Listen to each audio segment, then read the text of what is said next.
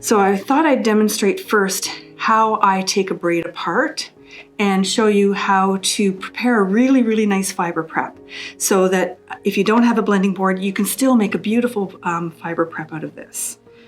So the first thing I do is I take the full length of that braid, and this is half a length, and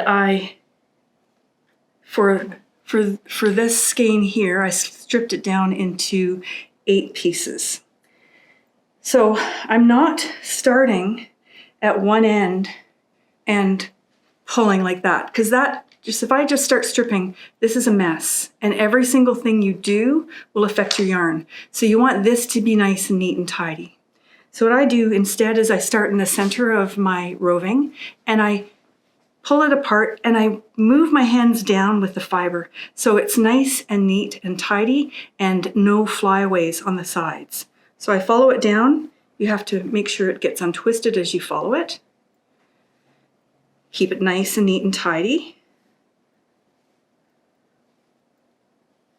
And the more you handle fiber, the more you learn about what you're just going to be spinning in a few minutes.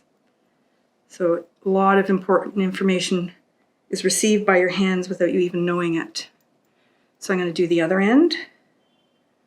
I find this the easiest way to attenuate, and I keep the little bit I'm going to attenuate over the front of my hand, and the rest of the fiber lays off over the back of my hand.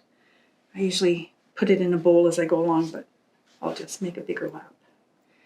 So if you attenuate like this, just with your thumb and forefinger and maybe your third finger involved, you end up with a very wispy yarn. And that spins up to a really nice fine yarn, very lightweight, a little harder to achieve consistency when you're spinning it though, because you have more dense and more airy spots.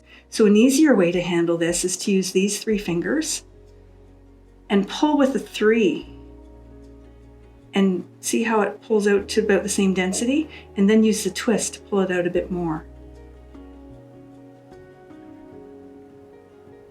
And that way I'm getting a nice attenuated fiber, but I don't have thick and thin